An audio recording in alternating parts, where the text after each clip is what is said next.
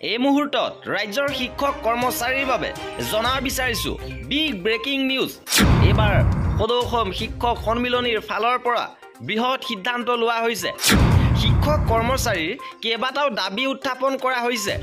কি সিদ্ধান্ত লৈছে আপোনালোকক জনাই দিব বিচাৰিছো আৰু স্মাৰক পত্ৰৰ জৰিয়তে এই সিদ্ধান্তসমূহ অৱগত কৰিছে।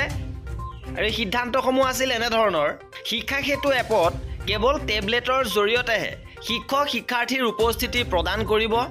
কোনো কাৰণতে কোনো শিক্ষকে ব্যক্তিগত মোবাইল ব্যৱহাৰ নকৰিব।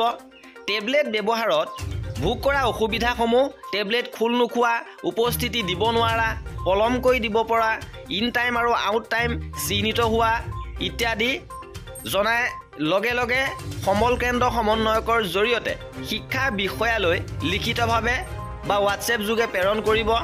লিখিতভাৱে জনোৱা আবেদনৰ দৃষ্টিগোচৰ হোৱা তথ্য স্ক্ৰীনশ্বট সংৰক্ষণ কৰিব। এনে অভিযোগ দিয়াৰ পিছতো কোনো শিক্ষকক কোনো বিষয়ে অনুপস্থিতি গণ্য কৰি কোনো শাস্তিৰ সন্মুখীন কৰোৱাৰ চেষ্টা কৰিলে মঞ্চৰ অন্তৰ্গত সকলো শিক্ষকে একেলগে থিয় দিব। ব্যক্তিগত মোবাইল ব্যৱহাৰ কৰি শিক্ষা সেতু এপ চলাই থকা কোনো শিক্ষক ভৱিষ্যতে কোনো বিপদৰ সন্মুখীন হ'লে মঞ্চই সহায় কৰাত অপাৰগতা প্ৰকাশ কৰিব। দ্বিতীয়তে, গ্ৰীষ্ম বন্ধৰ সময়ত শিক্ষকলৈ দায়িত্ব পালনৰ বাবে দিয়া প্ৰাকৃতিক দুৰ্যোগ আৰু নিৰ্বাচনৰ বাহিৰে কোনো আদেশ পালন কৰা নহ'ব। বন্ধ উপভোগকাৰী বিভাগ বুলি চিহ্নিত কৰি বঞ্চিত কৰি ৰখা আৰ্জিত ছুটি 30 দিনৰ সুবিধা ভোগ কৰিবলৈ নিদিয়া পৰ্যন্ত গ্ৰীষ্ম বন্ধত কোনো দায়িত্ব পালন কৰা নহ'ব।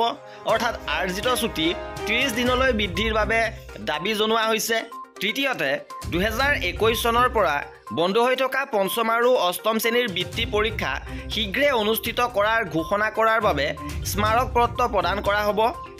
চতুৰ্থতে, যিসমূহ জিলাত এতিয়াও মঞ্চৰ জিলা সমিতিসমূহ গঠন হৈ উঠা নাই, সেই জিলাসমূহত মঞ্চৰ জিলা সমিতি গঠনত প্ৰাথমিক শিক্ষক সন্মিলনী আৰু মধ্য ইংৰাজী শিক্ষক সন্থাৰ মহকুমা আৰু জিলা পৰ্যায়ৰ দায়িত্বত থকা সকলে আগভাগ ল'ব। আৰু এয়া আছিলে শিক্ষক মঞ্চৰ গুৰুত্বপূৰ্ণ সিদ্ধান্ত। আৰু এনেধৰণৰ খা খবৰৰ বাবে আমাৰ চেনেলটো ছাবস্ক্ৰাইব কৰি ৰাখিব।